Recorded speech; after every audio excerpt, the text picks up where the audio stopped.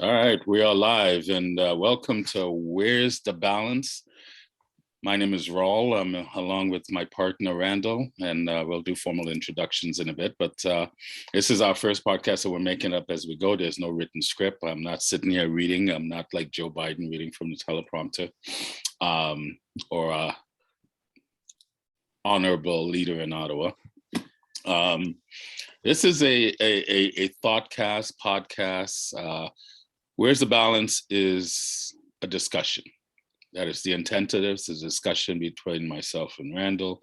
And then we invite guests to come and sit. And if they have questions that they can ask, we'll try to answer to the best of our abilities.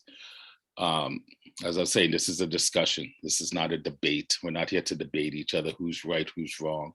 And one of the reasons we decided to call this Where's the Balance, because there's so much out there going on today in our society, and particularly on our social media platforms and the news. And a lot of times people don't feel that they're getting a full 360 of any story, of anything that's being positioned. And trying to dig and do research is almost impossible, as you don't know what to believe these days. So Randall and I have been connecting for a little while now, Saturday mornings, and we talk. And I don't know, one of us, I guess, decided to get egotistical and thought that, hey, our voice is important. Maybe people want to hear what we have to say. So that's how this came about. So, I'll ask my esteemed colleague and my co-host, Randall, what are your thoughts? How do you feel about this venture, and why are we doing this nonsense? Because it's nonsense. It is 100% nonsense. Everything there's more than one way to I'm going to use your favorite phrase here. There's more than one way to break an egg. You've got to be willing to break the egg. Mm-hmm. You want change, you want to do something, and you want an omelet, you're gonna have to scramble some eggs. Yeah. If you don't want the omelet, you're not breaking the eggs. See you later. Have a great day. Right. I think it's exactly that. Right. I think we need to look at everything differently. We have different perspectives, and we are welcome to those different perspectives. But where is the balance in the perspectives? Mm-hmm. There's a left, there's a right, there's a center, there's everything in everything that we look at, and just being able to discuss, not debate, where and why we land in those spaces, and maybe you learn something, and maybe you're like, nope, these guys are completely cracked out, nothing I'm interested in, so see you later. In other words, keep scrolling. Yeah, and we might learn something. Oh, hell yeah. I don't profess to know it all, and I actually think I know maybe this much. Okay, hold on, maybe this much. So no, that's well said. So, once you, I always think it's important that people understand who the elephant in the room is. That'll be you and I. Yeah. Tell people a little bit about you and why you think they should listen to you. Hey, if you don't want to listen, that's cool too, right? I don't need to sell you on listening. If you get partway through something and you're like, no, then I invite you to leave. Shut it off. It's okay. Exactly. I'm not hurt, right? You're not gonna cry? Well, I might later, right? This is post-production. That might happen. You may not see it. That's okay. Little bit about me. I mean, I'm Canadian born and raised. I came from really two immigrant families into this wonderful place that I have called home my entire life. Okay. Where'd your families migrate from? One side from Germany, they were Mennonites, so gypsy style, but every country didn't want them. So over the years, they were in and out of all these different countries, making their way to Canada, land in the middle of Saskatchewan, and start farming and working with everybody around them, not against them, with them. Right. And inclusive, right? And not an exclusive thought process at all in that family. And the other side is, it's the mixed bag of anything that was Eastern, Western Europe, British Isles, American, it all blends in together somewhere, and they landed in Ontario and somehow ended up in the Paris of the Prairie, Saskatchewan. Mm-hmm. So really, that's where I come from. A little bit about me, myself. Work in finance, right? Nutrition coaching. life coaching that falls in that, mindset, personal development. You and I have had lots of conversations around that, and I've taken a ton of lessons in learning that I've learned from you, and I've applied to other avenues and other thought processes, because always learn something new. Right. Oh, cool. Well, tell us a little bit about you, man. Well, kind of similar story in a sense. I was born in Trinidad and Tobago. Migrated to New York in the late 60s.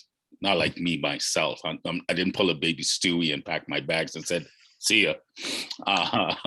My mom actually opened the door. She left first, and then my father and my two brothers followed. And so I grew up in Brooklyn, New York. And then my parents divorced, and my mother remarried a Canadian. And that's how I came to Canada. So my stepfather moved us to Toronto.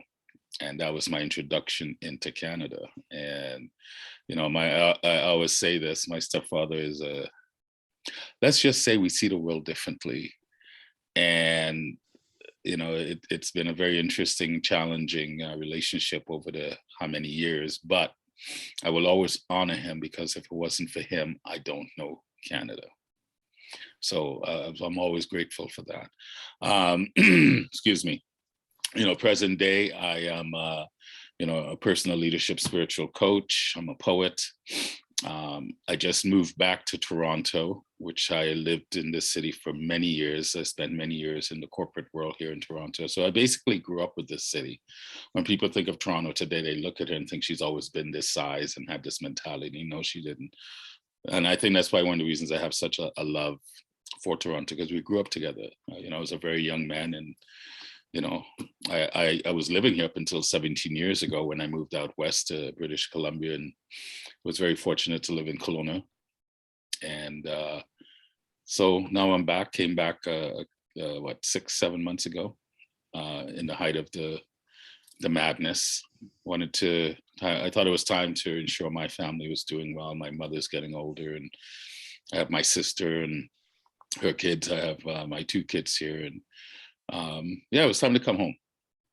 So as we jump into this, one of the reasons I'm sitting here, because when we listen to each other's stories, they're very similar. We all come from someplace, and then we all love this country. The good, the bad, the ugly, and the beautiful. It's 100%. Still a very good country, and one of the main reasons for me why I wanted to do this and why we called it Where's the Balance, because I don't like the rhetoric that I'm hearing. I don't like what I see this country becoming. The way we talk to each other, to me, is not very civil. It's not very human. And obviously I'm generalizing, but that's what it feels like. And when I talk to a lot of people, they feel similar. They go, yet, things have opened up again. It's almost like COVID didn't exist, because everything now is the Ukraine. But it's not just the Ukraine. It's now we're back to racism and all this, and the gender and all this stuff. And it's like, what the hell happened to Canada? And to me, the pandemic really highlighted the problems that we've had for a while. And to me, one of the biggest things is there's I don't want to say an agenda, because it's not a conspiracy, but there's a mindset of we don't appreciate this country and where we came from. And we look at how we live today as somehow people are still being exploited and taken advantage of. And this country is still, like, they say about America and other countries, very, white supremacist and all this. And I don't buy that. I know the history of this country and other countries. I'm not saying I'm a historian, but I've always liked history as a kid. As much as when I was a kid in Brooklyn, we loved playing sports. One of my favorite activities was to lay on my bed and have my head in an encyclopedia. And then whatever sparked my interest, then I would go to a library and read and do research. I love how people say, well, what research can you do? You're not a scientist. Well, research is just obtaining knowledge, something different that you didn't know. I don't need to be a scientist to know how to research. They supposedly used to teach you that in university, how to research. And there's a lot of people walking around with degrees, so I would assume they know how to research. So assume, right? yeah, I know I should not assume because I just make myself look like an ass, but I have concerns, like you, I'm a father as well. I'm concerned about the country and, where my kids are. I've always said, I love the fact that my children were born in Canada. And I grew up in the States, and it's not that there's anything wrong with the States, contrary to what you hear in the news. Look, there's no one country on this planet that's all good. But when you just keep hearing and this constant negative narrative keeps being thrown in your face, you start questioning. And then I look at what's going on in my personal life.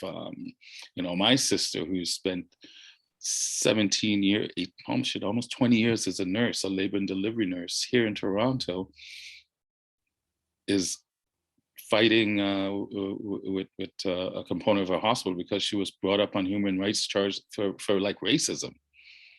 And it's not that a Black woman can't be a racist, but it came about because of a conversation with other people, and someone might have heard something out of context. Instead of coming to her, they ran to the authorities, and the authorities, instead of doing due diligence, they automatically assume you're guilty. And there's the problem right there, right? And we're no longer having these conversations. Yeah. And I grew up in Toronto, and it's funny, my sister and I were talking about it. She goes, what happened to asking people questions? I grew up in Toronto where we'd ask each other, hey, where you from? Because everyone was from someplace else, whites included. We didn't care. We just wanted to know what's up with you. And I'd always ask people, what's your ethnicity? And, how long have people been here in this land? And some people can go many generations back, which I think is really cool. So for me, I understand the history. I understand what happened to the Native population. I get it. I also know that what happened to our Native population happened to other Native populations around the land. And when I say Native, we're all Native to somewhere. We as Native being original. Yeah. We as a humanity are conquerors, some of us, and we conquered those that are vulnerable. This has been a pattern throughout history. This is not a European thing. This is the problem I have. Sorry. Agreed. And to even, back to a little element of my story, and I talked about, the Mennonite side of my family, right? This gypsy thing. It was religious persecution of the time. Yeah. But it was Eastern Europe, white, right? Very Caucasian environment. Or very strong elements of that specific race, and they didn't appreciate those that didn't practice the religion of Germany or of Russia or Prussia or Czech or all of these Eastern nations, and so they bounced across borders essentially for survival. Yeah. The whole way was like, spend a little time here and a little time there because of religious persecution. This is not just one group.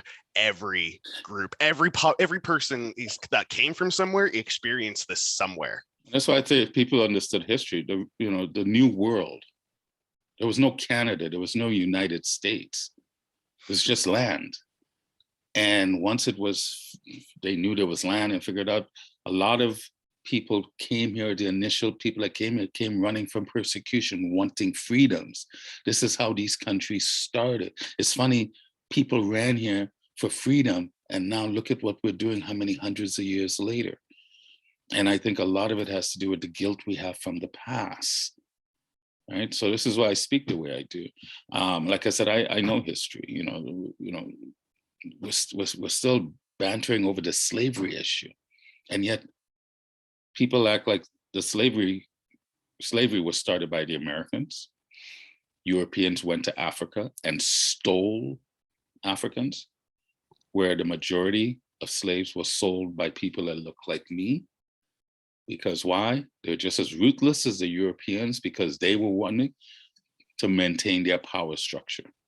They were looking to spread so they can acquire resources and the wealth to maintain their power.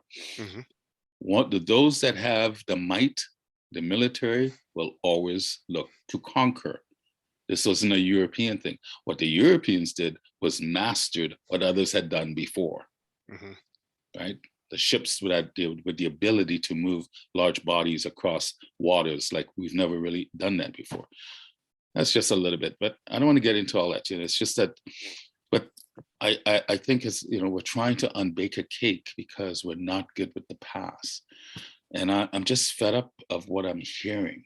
And I'm really concerned what we're passing on to not just this present generation, but what we've been doing to the past, I would say 3 or 4 generations. Look at Trudeau. Trudeau's what, early 40s? Mm-hmm. So from him onward, our universities, in my opinion, become indoctrination camps. There's no free speech, it seems like. It doesn't even start at the university though, right? I mean, we can look in a classroom that our children were in, right? When they were children and we were younger parents, we can look at that classroom. Your day is so structured around what the government told the education system they had to do. Who owns the education system? The government. Who owns the government? The government, right? Yes, not and us. You keep going to the hierarchy of power and you get these children indoctrinated, right? We have completely removed the learning aspect of the community. Yes. And we have told you you're at school for 8:30, your coffee break, right? So follow me down this path. Your coffee break's at 10, your lunch break's at 11:45, your other coffee break is at 2, and your final bell rings at 3:15, let's say. Yeah. What are those kids learning in that time frame? Mm-hmm. How to be factory workers here. And I'll add to this. As soon as the student can't complete a task in class, they take it home and they do homework. There's some validity to this, but what have we encouraged individuals to do? If you can't finish your work at work, you take it home or you do it after hours. Right. And now you're not just a programmed factory worker where the bell tells you what time you need to go, you're now working overtime. And you were accepting overtime. And these individuals, and I mean, this is in the last 60 years. Yeah. Right. As soon as individuals could no longer afford to have one parent at home and both parents had to work, this began. Mm-hmm. And now we have individuals, we have young kids who are learning, I have to be here for this time. All these things along the way are scheduled. I'm told when I can go home, and I can't get everything done in a day because I learned different, or I have more questions, or the teacher couldn't because, timing of other things happened, couldn't finish the explanation. And now I got to take it home and we just made overtime. Okay. Yeah. I understand that point. To me, the school system has always mirrored the industrial model that we live by, and it makes sense because you want to prepare the next workers for the environments that they're going into. But even and I think it's time we need to abolish this industrial way of educating.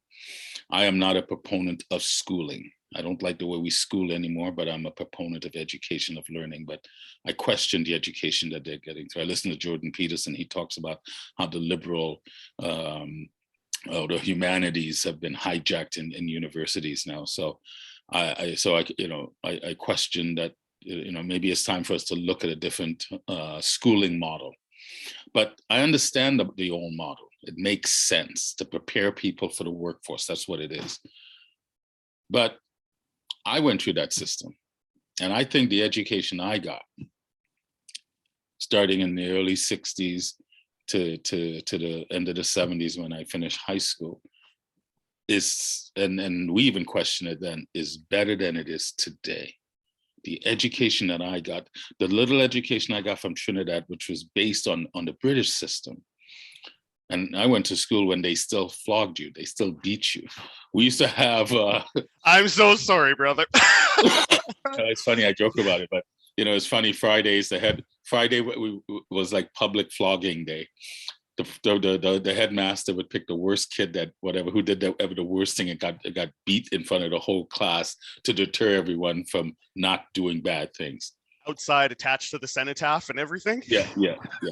So I still remember that system, but the education that I got from it carried me through to when I got into the States and even into my professional life, because I never went to university. I just jumped into business. So I just question what our school systems have become and what we're really teaching these young ones. Kind of one of my unofficial mentors is Thomas Sewell. And for those that are listening that don't know Thomas Sewell he's now in his early 90s, but he was a noted economist and historian. Actually taught economics and history at, I believe, at Cornell, at Harvard, UCLA. He ended up his days. He stopped teaching, I think, after UCLA, and then he became a fellow with the Hoover Institute out of Stanford, which allowed him to write and research. And this man is well researched. One of the reasons I like his books because they're well researched. And he's an economist that believes in facts, not feelings. He doesn't care where the facts take him because he's not looking to be right. So when I read his books and when I listen to his videos, it just makes sense. And it invites me not to just take it because he says so, but to go and find out myself. And, and I think, he's written some 20-something books, maybe even more than that. He's just been a prolific writer of research and providing information about the things that are pertinent today.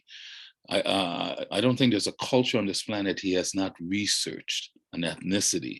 He's looked at our history and our patterns, not just from an economic standpoint, understanding the importance of geography and how it plays to the wealth and development of nations, something people don't think about. We always assume someone just shows up and conquered someone else and exploited.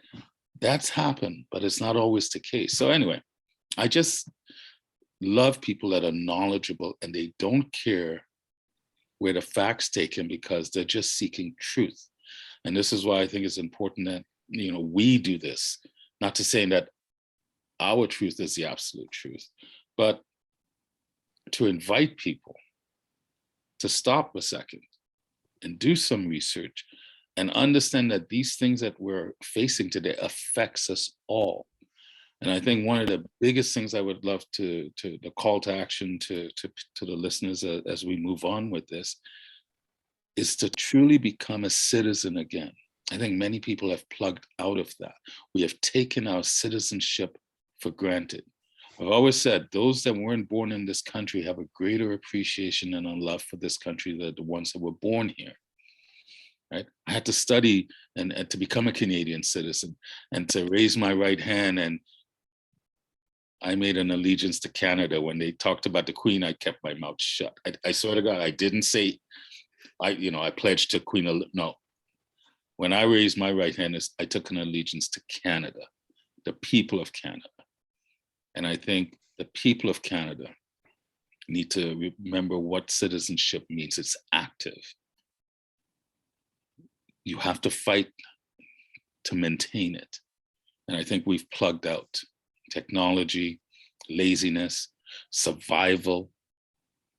Parents are both working, trying to maintain a roof over their head and food on their table. We act like the wealth is the norm. Actually, poverty is the norm. Poverty is what we all come from. Wealth is the anomaly. It always has been on this planet. So I don't know. I just think, where's the balance for me is about that. It's about what does it mean to be Canadian? And can we talk and understand where we are today? And can we talk and understand how we got here?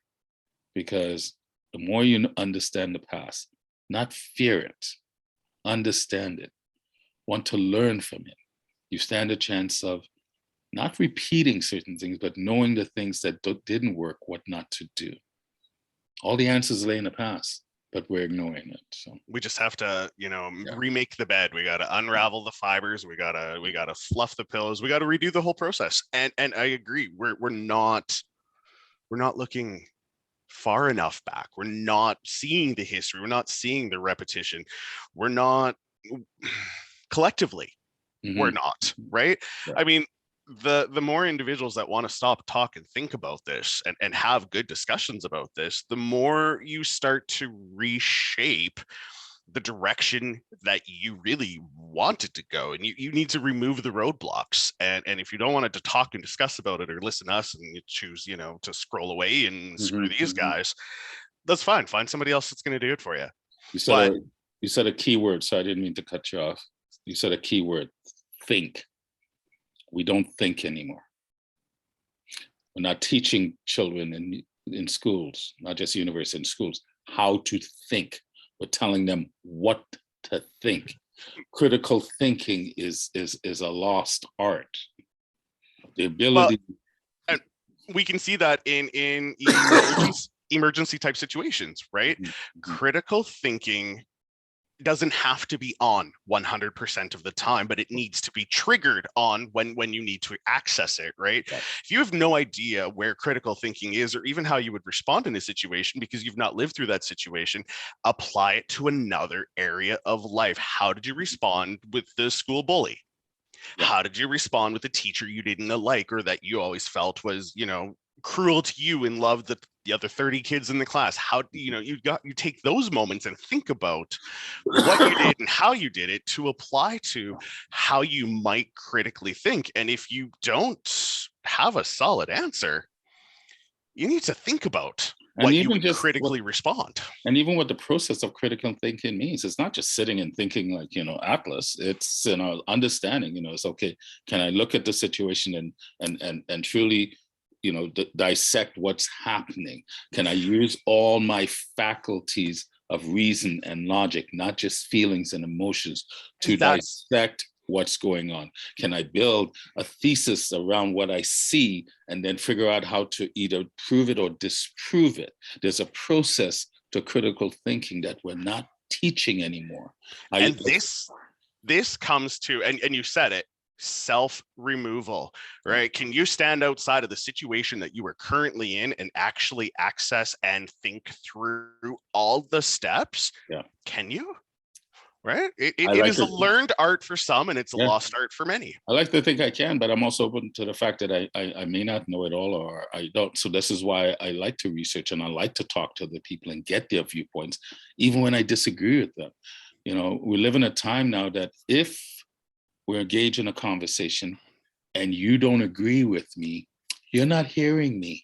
Oh, hey, you're not validating me. You're not valuing me. No, I am. I just don't agree with your position, but that doesn't mean I don't respect you. That does not mean I don't value what you're saying. I just don't agree with it. Right? And I think we need to include in critical thinking some thick skin. Mm-hmm. Right?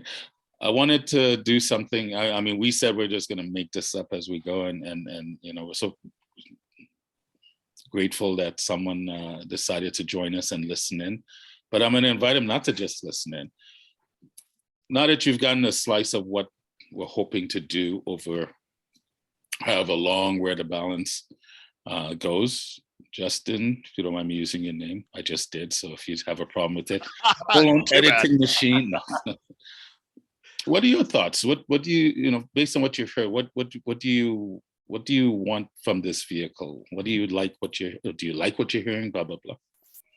I am liking the conversation, and hearing both your backgrounds is great, because like you coming from, like, I was born and raised in Canada, and hearing all these different perspectives and what's going on in the world, like I believe that the only way I can learn about other perspectives is just hanging around other people who are sharing them. So I'm loving this conversation.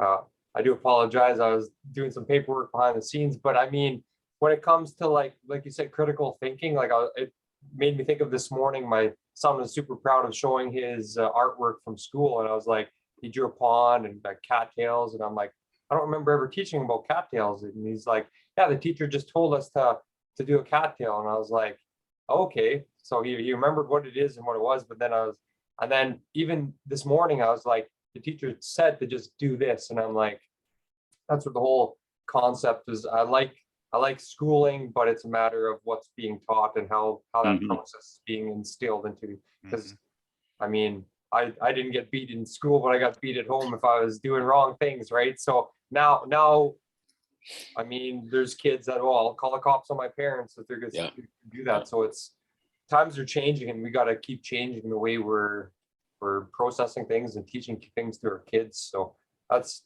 super important to me as well. So I'm loving this conversation. Oh, good, man. Thank you for sharing. Good, yes. Yeah. I think at the end of the day, most of us share the same concerns. It doesn't matter which side of the aisle you call yourself. I myself personally, I'm not left, I'm not right. I think when I was younger, I used to lean more left. I've since moved away from that. I probably maybe lean more conservative in my thinking. libertarian to some degree in that regards.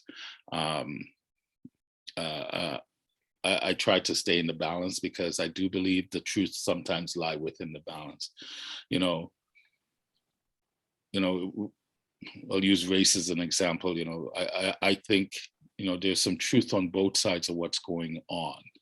And look at what happened last weekend in Buffalo, where a young white man drove how many hundreds of miles to go kill some Black people because of his indoctrination. And now they're painting that, see, all white people are racist. No, that guy was an idiot. And there are other people like him. He wasn't singular. It doesn't mean all.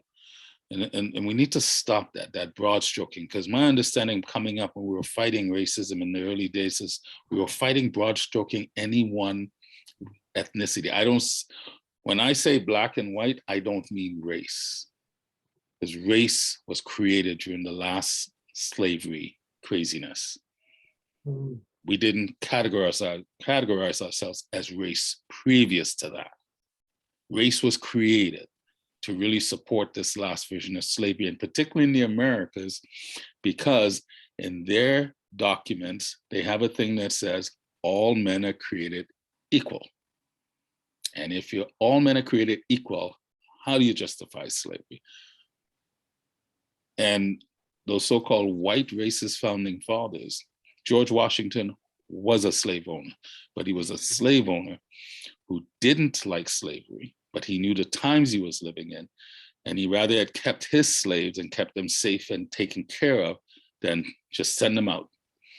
People want things to just end. If slavery had just ended, what would have happened to many of the slaves that was just flooded into the marketplace because it would be unsafe? I'm just paraphrasing at a very high level, but there's a lot of unknowns that people don't know. It's the same in this country. John A. MacDonald was a drunk and a racist. Maybe he was. What time were they living in? The problem I have is that we today act like we're so morally superior, and we look back at our past with that same moral superiority, acting like what we're doing today is way better than what they're doing. There's a lot of things we're doing better from the past, but I would question there's a lot that we're not. And if anything, we're doing it worse than them, because I understand the times they were living in. People say, the founding fathers in Canada were all white supremacists. No, they weren't. They weren't hiding anything. They were doing what they believed for their time. White supremacy came as a new term out of the 20th century. Now we put it back on the past. So when Ethiopia and Egypt did the same things that Europeans did, should we call them white supremacists? And this is where I come from. It drives me crazy how we don't know anything, and we talk like what we know today and what we see is absolute truth. And what we're doing is putting a division between us. Justin, you're a young man, young father, very white in complexion, right? Let me change that. Let's add a filter and correct. Oh my God, that's funny. Wouldn't it be, in a funny way, wouldn't it be that great if we could just do that? Wait a minute, let me just change my complexion to make you feel more comfortable. But you're a young man, young father. I would like to assume the same things you want is what I want. You want your family to be safe. You want to be able to maintain a home over their heads and put food on their table. You want them to feel safe, right? You want them to live in a community where they're valued and they value their community and others, and we help each other to live, right? Yep. You want to be able to gather and celebrate and feel that you're in a land that respects you and you. Have I said anything that you don't want? No. It's funny how we all want the same things, and yet we're conditioned to believe somehow we're all different and we want different. And I think it's nonsense. We need to get past judging each other just by pigmentation. I truly believe there is one race made up of 31 different flavors. And if you can't understand that in this day and age, you're the problem. We need to stop all this nonsense. not going to get into it, Tim. I'm sure somewhere down a future show we can get into the gender conversation, because I want to dive into that as well. I just see us dismantling these Western civilization countries because we think Western civilization is somehow so corrupt and bad. And it was built by white supremacy and exploitation. And yet most people don't know China, not today's China, the great Chinese dynasties, the Japanese, the Mayans, the Aztecs, the Incas, right? The Germans, the Celtics, the Normans, the Sacs. The ancient Egypt. Right? You go to the Nubians, which, you know, is now filtered into Egypt and Ethiopia, the great Ethiopian civilization, the Egyptian civilization. Most people still think Egypt is not in Africa. And I go, what? All of these great civilizations that came before us did the same thing. When I look at the history and I read it, there's a commonality. Those with power want to maintain power and expand power. They colonize. Could take colonization out and put progress. Would it make a difference? It sounds different though, right? It sounds different, but it almost sounds acceptable. Yeah, than colonization. We're making progress. What are we making progress in? We're getting more land, we're getting more people, we're moving this, we're acquiring this, we're flexing our might, and people are submitting. Yeah. We're making progress. Oh, because we're taught. Wait, but we colonized. Oh. You know, it's funny you say that. When I was in Kelowna, I got into a debate with a friend of mine that's a professor. And I asked the professor, I go, did anything good come out of colonization? And they kind of took a step back, like really trying to go, did I hear what he asked? I go, yeah. Did anything good come out of colonization? And this professor said, I am not prepared to answer that question. And I go, well, why not? You just answered the question. You're telling me that colonization was all bad and all ugly.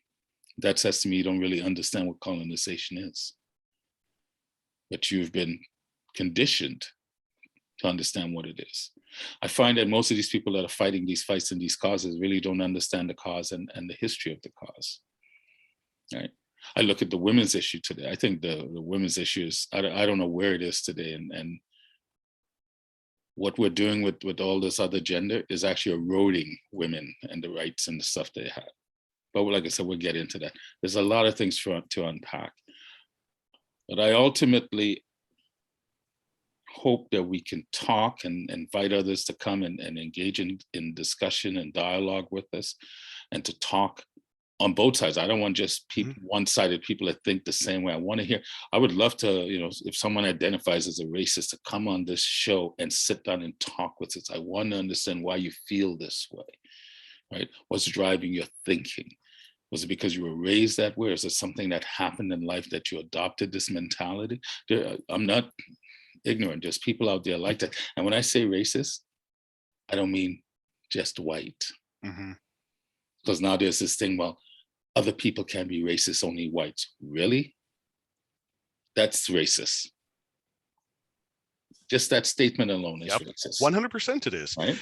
And there's such a hang up. And I mean, and I understand within this beautiful country that we live in, and we saw the history and we're re-experiencing the history and old wounds are opening. Yes, there is a strong prevalence right now into that specific color category, that it was a very white privileged group of individuals. So it appears, and so some of history is explained.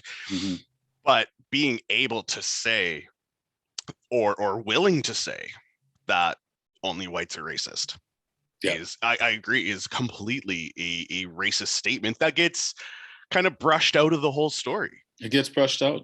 Well, and then individuals who, as like myself, identifying or you know, clearly not the same pigmentation of others around me, gets brushed with a broad stroke. That how can you say that about me and generalize me into a category when you know little to nothing about me in a generalized way? But yet they're fighting, not broad stroking any one group. That's right. Right? They'll fight tooth and nails to not broad stroke Black people. And yet there's a facet of people that think all Black people should think the same way. I look at how Black conservatives are treated in the US versus Black liberals, right? Larry Elder is another one. Candace Owen is another one. These names are young. Well, yeah, Larry's probably about my age now, but Candace is up and coming, young Black, was very much Democratic, switched to conservatives, a big Trump supporter, still a Trump supporter. But she gets ridiculed because why? She doesn't fit the Black narrative. The way I speak doesn't fit the Black narrative. I will challenge anyone that tells me Black people, particularly in this country, are struggling and suffering. Some are, but it's not because of systemic racism. Show me the system that's holding anyone back. Doesn't mean racism doesn't exist. But this nonsense that, Toronto, the big bad city, yeah. The melting pot. Toronto is like the UN of the world. Well, one of the, I like to say that like we're the only one. There's many cities like Toronto where people from all ethnicities gather and live, and they live well. I moved out to Kelowna. When I first moved there, I was told, it's very white, right? It's very white. I go, okay, there's no culture here. That's one of the first things I heard. There's no culture in Kelowna. I go, what does that mean? Is it there is no dance and there's no poetry and there's no art, no music? Oh, well, there's many different, right? I go, well, from what I understand, Kelowna has German and Italian and Chinese and Japanese. There's a sprinkling of Black, Indigenous. That's different. But when they say it's very white, I go, what does that mean? So I heard that when I first moved to Kelowna, how white Kelowna is. And because of that, it's kind of racist. Exception. And I spent 17 years then, all the things that I got to do, and I got to do a lot, especially particularly in the community. I always tell people, if it's so racist here, how did I get to do these things? And that's exactly where I was thinking and I was hoping you were going to go, because, pardon me, sorry, the perception is lack of integration in this specific circumstance, right? If you're not art in the park, if you're not walking down any street you want, experiencing graffiti, even let's use that, right? There's somebody had something to express, and graffiti is self-expression like every other type of art. If you're not willing to join or absorb or move through a community, even in your own city, that you don't feel that makes you uncomfortable, you're not going to experience the culture of the city. Yeah. Because you're not willing to jump out of the little box that you have put yourself in. If you submerge yourself and you want to find it, everywhere has it. This isn't 1940s Hitler remove the culture and make everybody in. The culture is accessible. Yeah. And as soon as you access the culture and you show and you appreciate it, and you or learn from it, you don't necessarily even have to appreciate it. That's not my style of music. That's not your style of music. But did you sit and appreciate and understand what the culture was trying to display? Did you ask questions? Did you whatever? Suddenly now you have friends who are Greek, you have friends who are Indigenous, you have friends who are Italian, you have friends who are Ethiopian, right? Because you moved in a different space than you put your box in. Yeah. Yep. Get rid of the walls of the box and look outside your back door. It takes a bit of, it's there. To add to your point, it takes a bit of courage, because you have to put yourself out there. People aren't just going to come knock on your door, especially when you're new to town. And a lot of it has to do with, attitude and personality. If you're more introverted, you might struggle a little bit more.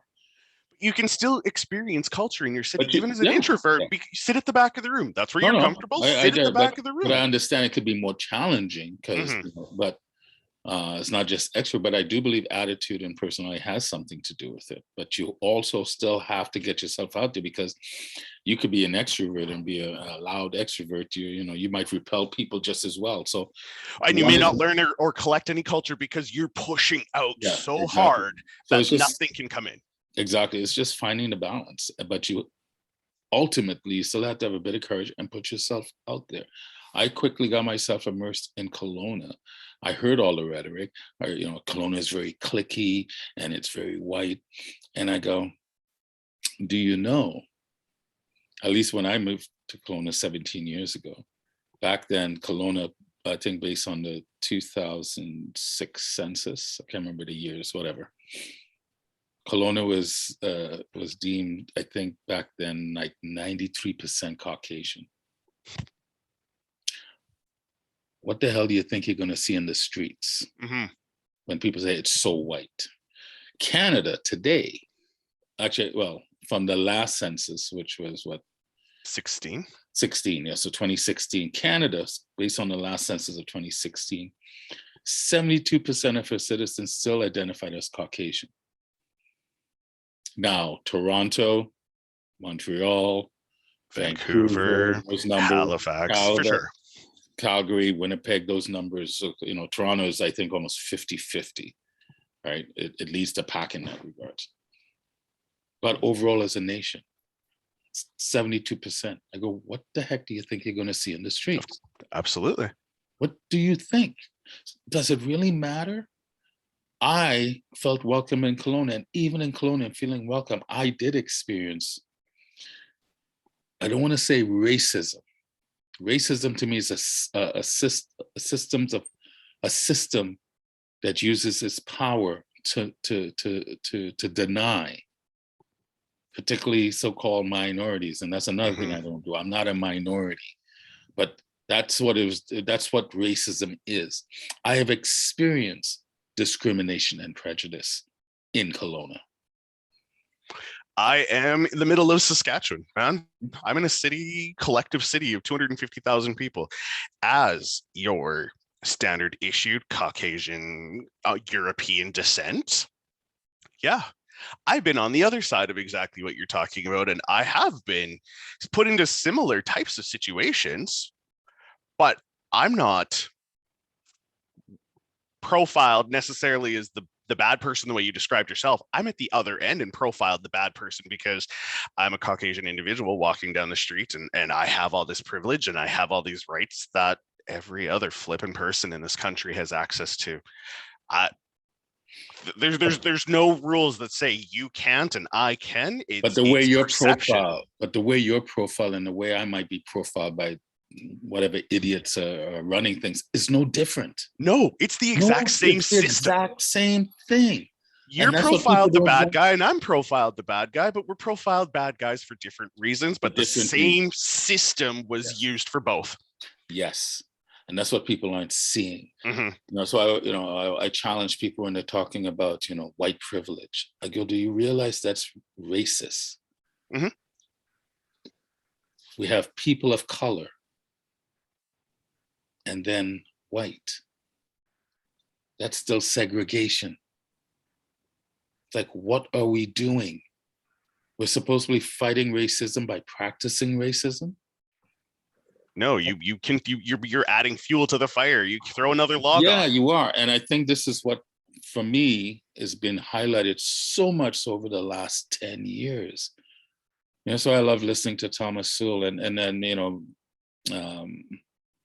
one day I'll bring some links and put it in the chat, or whenever we post it, you know, just let people know where they can go, because, you know, he talks about these things, and he, oops.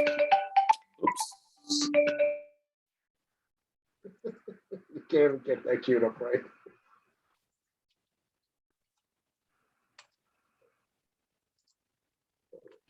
See, you turned off all your notifications and I forgot one.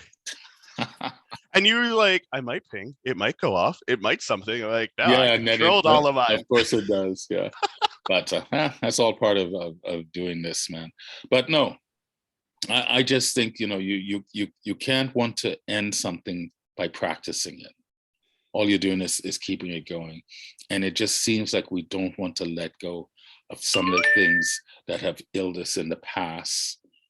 We want to hold on to it. There's this guilt and shame that's running rampant, and this lack of, you know, we're so sensitive now. We can't talk. We can't take anything. We can't take criticism. We can't take critique anymore. I'm generalizing, and, you know, because sometimes you have to generalize. But as much as things look good, and I know there's a lot of good and beautiful in the world. I do believe, and when I use this word, it's not from a religious side, there's an evil going on. That's how I feel. There's an evil going on. I look at the people that say they're championing these good causes. I look at the policies over the last 40, 50 years, and particularly a lot of the policies from the so-called left that has made racism even worse. It's funny how someone like Thomas Sowell that came through segregation, when he was coming up as a young man in Harlem, there were still signs in America that said whites only, no coloreds. There was still denial of certain occupations. There was still denial to education. Some Blacks were still being lynched. He lived in segregation and still succeeded. Fast forward to today, people are acting like it's still 1950 or the 1800s. They won't let it go. There's a lot of race baiting going on that I am fed up with. I'm tired of it. And now it's turned into gender and all these other things. But the biggest thing I'm tired about, we seem to have lost our ability to talk, to dialogue, even debate in a healthy way, to listen to opposing viewpoints. And can you position your viewpoint with facts and data, not just emotions? And that's what's going on today. It feels like we only want to do things based on, well, it's how I feel. And yet the world, majority of the world doesn't give two craps about how you feel. You think your employer is going to care if you can? So no. And it comes to that conversation. I mean, there's elements of that, right? Today, I feel like this. Excuse me. But that's how you feel in that moment, in that day. And if you're having, say, a conversation with your employer, I like this one, right? You need to be open and you need to be willing to be vulnerable. Yes. And as soon as you're open and you're vulnerable, you start to see the other things line up. If I can go to my employer and say, you know what, today's a yellow light day, you know, instead of a green light or a red light, I'm kind of in the middle. It's a little, you know, there's some things going on and I'm working through some stuff. Great.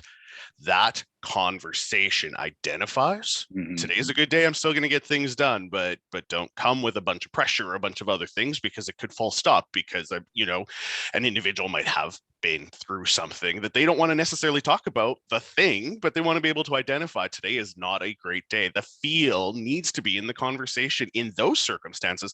But as you said, right, we're looking at other things. We're looking at race or education or government, whatever. Today, I feel like I don't like, well, you know what? 6 months from now, does that feeling matter?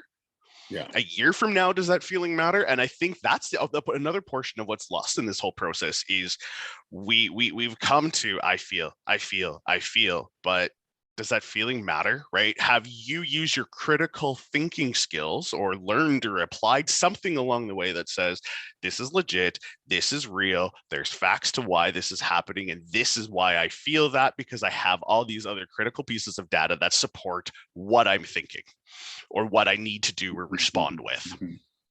And my thing is, and I completely agree with what you're saying.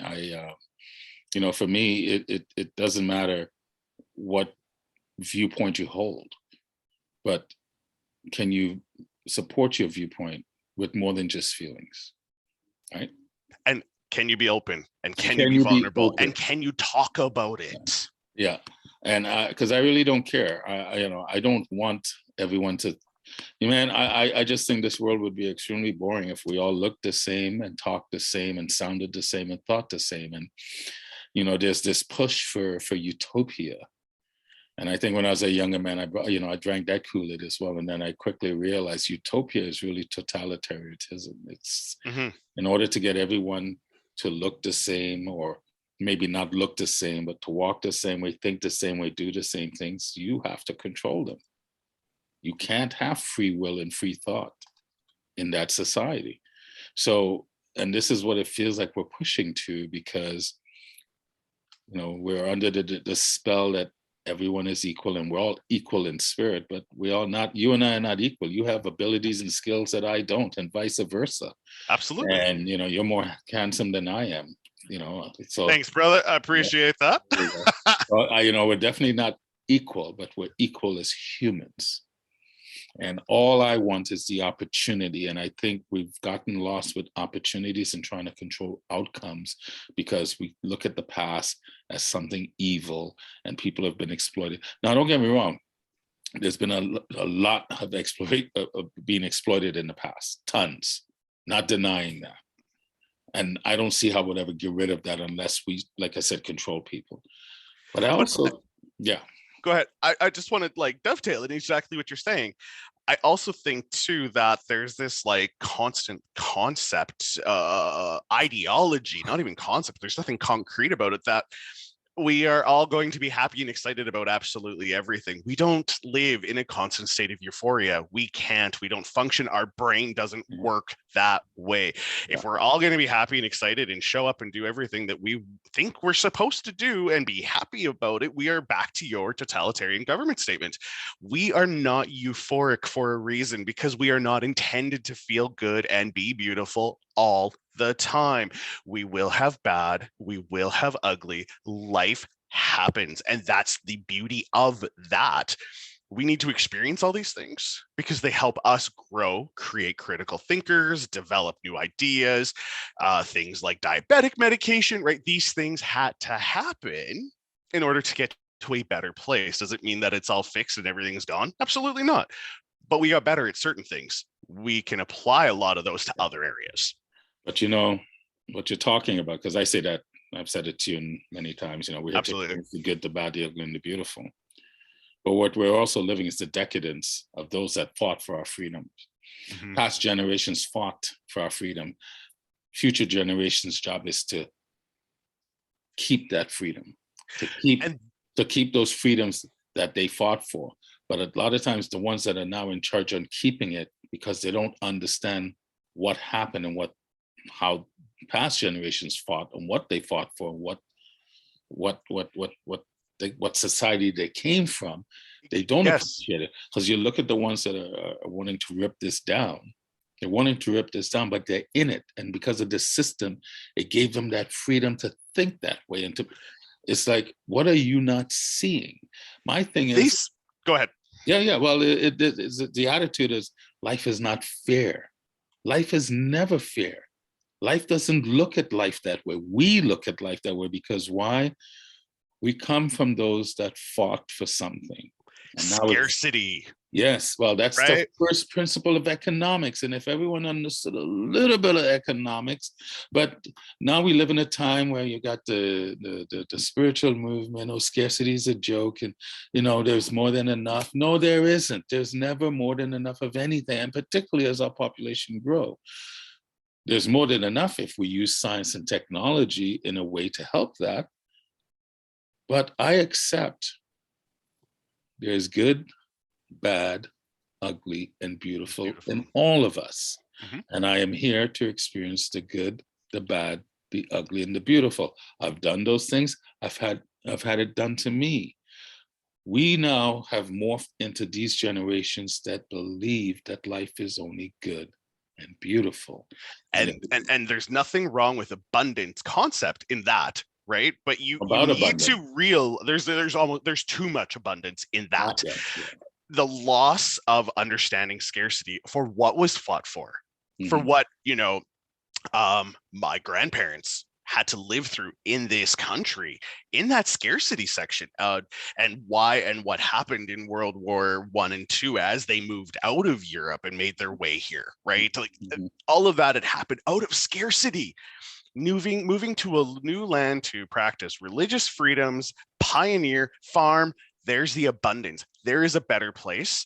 I'm gonna have to work just as hard, if not harder, when I get there. Yeah. But it's going to be better than what I'm currently living. And they're not negating scarcity. They knew that it was going to be hard. They knew that they didn't have any money to travel with. They knew all of these things, but yet they still got in that boat and crossed the ocean and made their way to this province.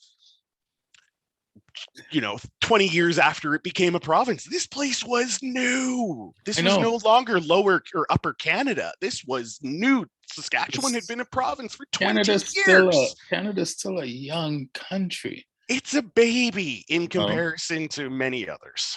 And look, it's not, I don't even want to say it, because saying it's not perfect almost kind of not muddies the water, it cheapens the argument, because there's no such thing as perfection. It's a work in progress, just like our citizenship is a work in progress. Canada is a work in progress. All these countries are a work in progress. When I look at history, how many countries that have been completely eradicated? How many languages and customs have been eradicated? That's part of moving forward. That's part of moving forward. Like I always say, when I said, you want to make the omelet, but you don't want to break the damn egg. You don't want to break the eggs, but if you break the eggs, it's going to get messy. Yep. You're going to get some on your hands. They want everything nicely tied in a nice bow and nicely neat. That's not life. There's fight for equality. Show me where equality exists in nature. Show me where equality exists in a family. You could be raised in the same household, same principles, same values, same opportunities, and you'll get different results from the siblings. 100%. And this is a conversation my brother and I had, even he's like, did you live in a different house? Nope. I just came 5 years later. It was a different scenario. I'm not, no disregard to how you experience life. I experienced it different. And he was always like, well, I never saw that. I never felt that. That was outside of my realm of absorb. I'm like, but I watched you and I tried to be like you and I realized I wasn't.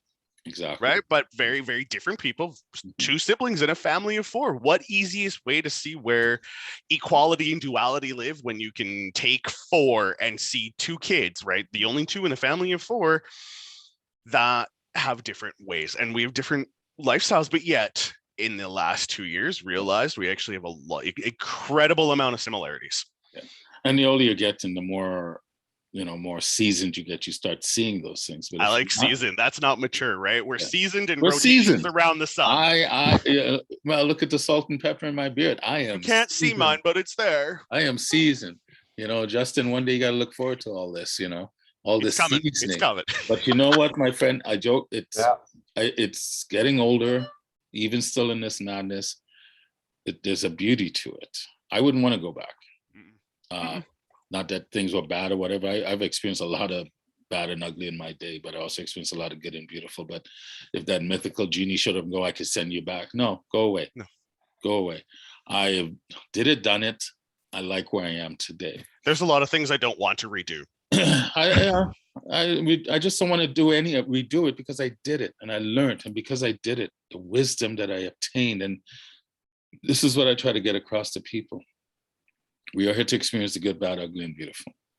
And wisdom lives in the past. Wisdom is attached to the experiences we have lived. Mm-hmm. Wisdom doesn't live in the now and it doesn't live in the future. It's only attached in the past. But if you don't have the ability to truly self-master yourself and look at the past through kind, gentle eyes, not looking to ridicule and be judgmental, you'll see the wisdom. But if you're going to look with judgmental eyes, with ridicule, you miss the wisdom, which we're at. You'll miss the wisdom. Completely. So I like where I am today. I focus every day on just staying in the moment, in the now, and every day I get stronger with it. Why? Because I love me. I love all of me, the good, the bad, the ugly, and the beautiful. And I love where I came from, the people I came from. We're doing a disjustice to all those that came before us. We're doing a disjustice to our history. We're doing a disjustice to, we want to talk about the natives and their lands being stolen. We're doing a disjustice to the original warriors that came and started opening up this country. We're doing a disjustice to all the good, the bad, and the ugly of the past by not choosing to learn from it. Not just one life was given for us to be here. Many lives have been lived and died and fought for us to be here. How are we honoring the past and those who came before us? Because I'd like to think those that came before us are shaking their heads going, they didn't learn a damn thing. They didn't learn anything. So and still learning, right? yeah, and Still learning. you can learn. Yeah. As long as we're open and willing to have these types of conversations, right? I mean, we can rewind back and you know, by having conversations with our grandparents, Mm-hmm. right? For those that are still fortunate enough to be able to have those types of conversations, learn something about them. Why did they move? Why did they live there? Why are they where they are now? What happened to encourage the progress to the current state? What do they remember? You know, their grandparents. This is easy. This is storytelling. Indigenous culture speaks of this worldwide. We share our history and tradition through conversation. Yeah. The most absorbed person shares the story, and the next person, and the next person, and the next person, to where we get to points where people are like, oh, well, legend says, well, that legend was spoken word. Yeah. How it may have more, you know, most details are probably pretty okay, and in lots of very traditional type cultures, those details are probably extremely accurate. But it's not a legend. It's not a myth. It's not in a storybook, because there is good, bad, beautiful, and ugly with it. But it is spoken word at one time in its process. We need to get back Listen to it. Yeah, we need to get back to listening and talking. And that's why, Justin, I invite you, share your past with your children. Let them know what kind of, what you were like as a boy, what fears you had, what hopes you had as a teenager, as an adult, whatever's appropriate for them. Of course, I always encourage my sister, really help your children understand what you were like. When we share of each other, we realize, this nonsense our prime minister loves to say our diversity is our strength. Bullshit. Unity is our strength. When we talk to each other, we realize we have way more in common than differences. We have 98% in common and maybe 2% different. When you strip it down, we have 100% in common, because you, I, and every other person of the 7 billion plus people bleed the same freaking color. Yeah, I say 98% because I don't want to put any one thing in anything, but you're right. There could be aliens, man. We don't know. There could be aliens. There could be some green bloods out there. So, anyway, we should wrap this up, because, one of the things that Randall and I talked about was, let's try to keep this between 45 minutes and an hour, and it's going on over an hour. So if we're going to do that, I do believe we need to wrap it up. I'll give, and Justin, thank you so much for joining us today. It makes a difference having someone that it's not that we're talking at you or with you, but you're listening. So it does make a difference. Totally. Any thoughts before we wrap this up? Oh, this is wonderful. And yeah, looking forward to it. Got it in the calendar already, every first and third Wednesday. Nice. And like I said, come out, if you have questions, or you want to come just listen, that's good. But if you have questions you want to ask as we progress with this, feel free to do so. Send us a message, drop something in the chat if you show up, like, hey, this came up, I want to, what do you think? Or, how do you feel about this? We're making this up as we go. Randall just put a profile of Thomas Sowell from the Hoover Institute. I put a video, a profile of Thomas Sowell that you can find on YouTube. If you want to check him out, I think he's a voice that everyone should really get to know. For a multitude of reasons, as we're wrapping up, right? Mm-hmm. It's not just economy. It's not just social injustices. It's everything, because everything he talks about is applicable in every walk. Like I said, this man has researched things, and he talks about culture. So it's not just about economy. Actually, economy is sometimes one of the last things he talks about. So, because he's been, doing the fellowship at the Hoover Institute allowed him to travel and be immersed and go and see these cultures at firsthand and talk to people. And he's also an amateur photographer. So he used photography as a way to connect. I think you'll love him. He's brilliant. And it's funny, I always tell people, Walter Williams is another noted economist that has since passed, you should know. And people talk about, Black people are in positions of of Promptitude or whatever. Thomas Sewell is so respected, and yet not many people know about him. Mm-hmm. Every university should be doing a class on Thomas Sewell. Not saying he's right, but he invites you to think. He invites you to think and go, the perceptions I have, what truth are in them? How did I get to this place? Or was I just told to be here? He challenges you to think, because he goes, I don't care where the data takes me. He jokingly always says he was a Marxist when he was younger. Here's a man, got his undergrad at Harvard. I think he got his master's at Cornell. I know he taught at Cornell. Got his PhD at the University of Chicago in economics. He was a mentor. He was mentored by Milton Friedman, taught at UCLA. And he always says he was a Marxist. And, he lost that ideology working for the US government and the Department of Labor for one summer. And he realized governments aren't designed for our best interest, they're designed for their own agenda. And so he started that's I think when it really started, when he moved away from the ideology and wanted to understand how things really work. And he always says, when someone asks him, well, why did you move away from that ideology? And he'll just go, facts. Mm-hmm. Facts. You can't argue the fact. Well, some people today want to argue the facts. He chose not to argue the facts. So I invite people to understand people like that who have not just rhetoric, it's backed up by research, by data, right? It's a part of the component. What he's just trying to do, you got to have a baseline. If you want to change things, you got to have a baseline where you're going to start.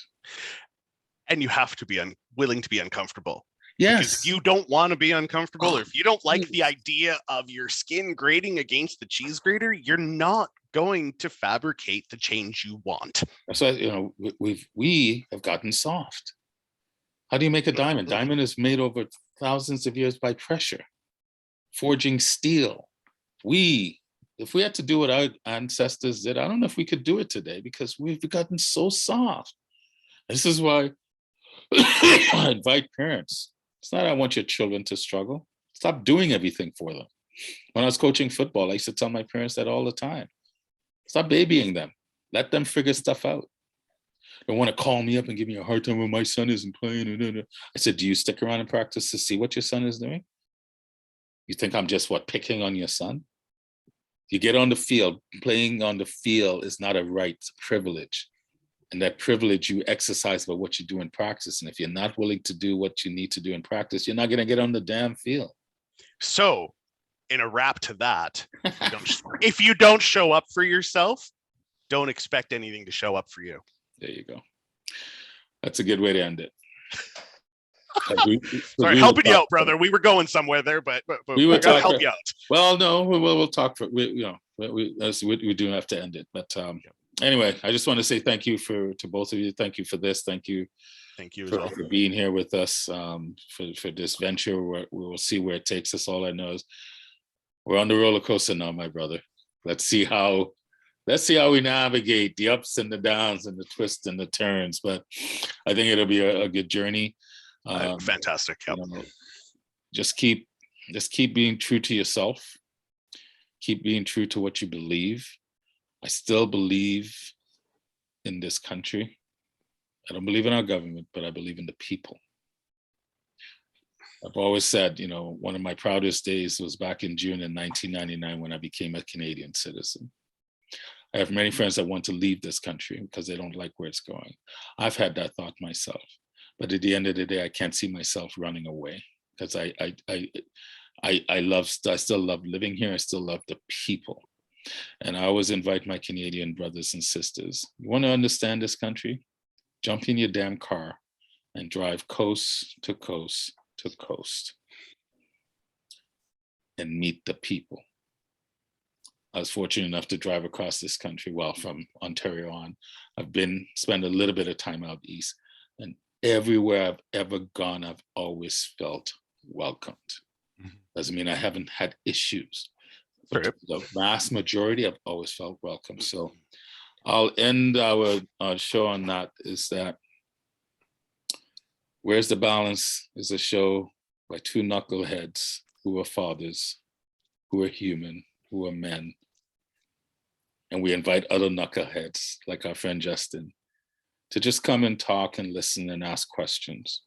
But at the end of the day, I think we're here because we do love our humanity and we do love our country. And we love the people that make up the country. And I accept the good, the bad, the ugly, and the beautiful. 100%. And it's with that energy we present Where's the Balance. I just want to talk. And we did that today. Today is the first of hopefully many, and onward, upward, like Dory says. And downward. Swimming. Just keep swimming. Well, you can do downward dog. I'm old now. I can't do that anymore.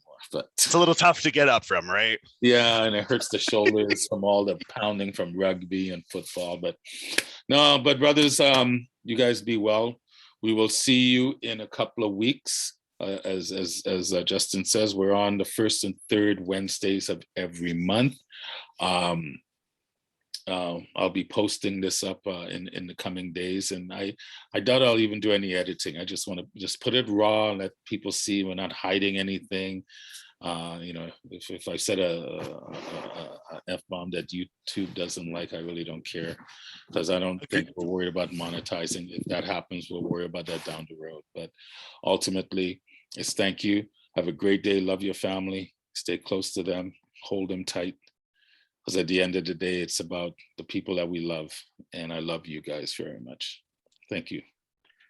Thank you, Rawle. Great exit statement. Feel the same way, brother. All right. This has been All great. right. Yeah. Thank you for See coming. you soon. All right, brothers. Be well. See you guys. Peace.